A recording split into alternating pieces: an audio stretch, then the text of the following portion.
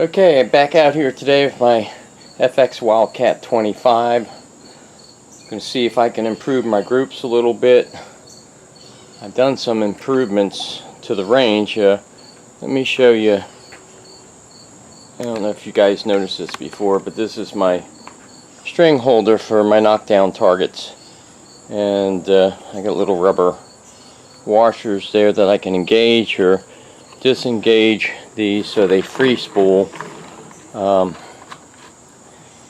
then on the end here I can put my drill on it to wind them back up, and it's a little finicky using it. Sometimes the spools engage when they're not supposed to, so either I'm going to have to learn a technique for winding up or invent something new. But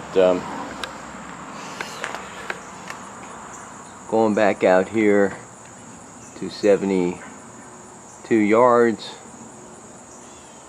and see if I can improve my groups a little bit. Here's one of the improvements I made on my targets and such. Bought these clipboard clips to hold my targets. Basically I can aim at any target, use this as a sighter, the bull, and see how much it drops, and I can use the mil dots. So hopefully that will work out better for shooting and lining up on the targets. Here's another thing I did for safety. I do have a house up on the hill, and even from here there's probably 15-20 foot elevation change. So even if the pellet misses my steel knockdown target, I want a little bit of insurance for safety. I built a little 2x4 base to set these blocks on and leveled it. Figured it'd be better than putting them on the ground, and just loose laid these blocks. So in case a pellet misses, it's something to catch it. Really, I have never missed these targets here. As long as you know your sight and distance. So another improvement. And last time I was shooting, I have an issue with when you use this to reset the targets. It was hitting so hard these were bouncing back up. Before, this reset bar was up high like this, so it was less room for these to travel. Now I lowered it, so hopefully it won't have the power to bounce back up, but we'll see when I shoot it today.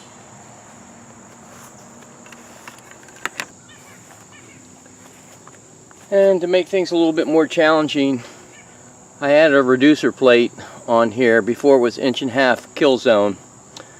I got a piece of 2-inch flat bar. The biggest drill bit I got is 1/2 inch, so this target's at approximately 70 yards, so it's going to be a heck of a shot to make, but it's going to be challenging. So I repainted the target.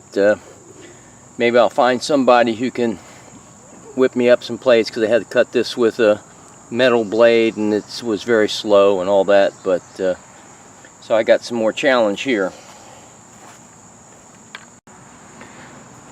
Alright, I'm going to shoot some targets. Like I was saying the other night, I'll put a shot on this, see how far it drops, count up the mils, and crank my scope up with my first focal plane scope. So I'll start shooting left to right on down. So let the games begin.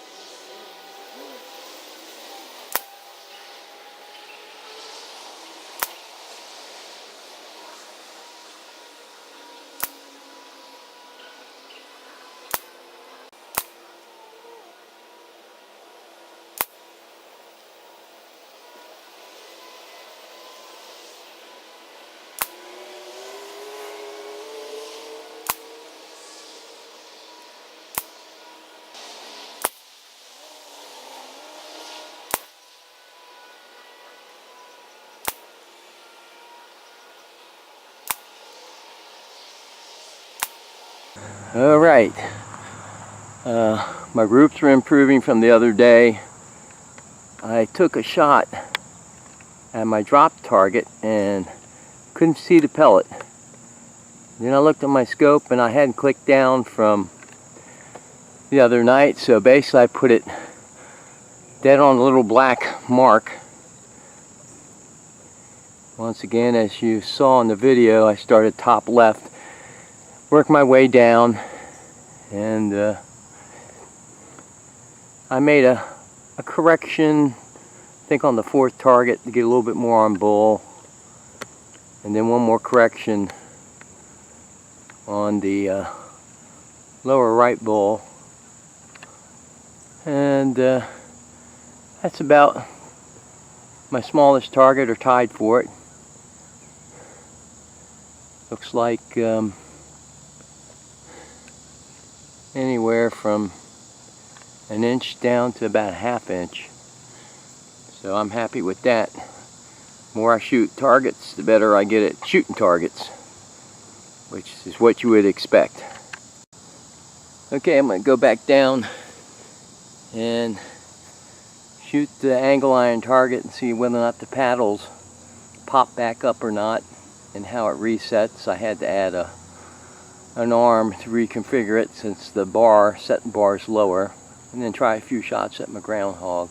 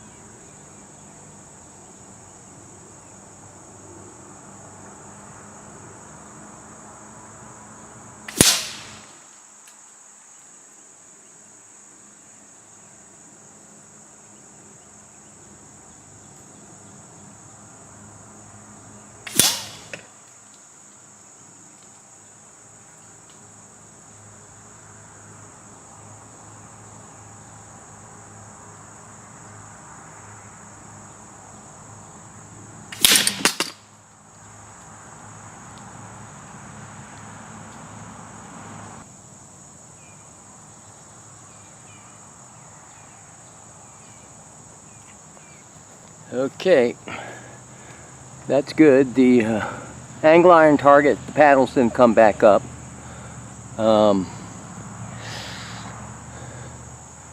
The lever, the reset lever, I gotta have a better angle so they'll reset. So I got to reposition that eyelet. Okay, I did my reconfiguring for my angle iron target, and we'll see how it works. It's so humid out here, I'm sweating like a pig right now. So I'm going to walk back down and hopefully I can hit something.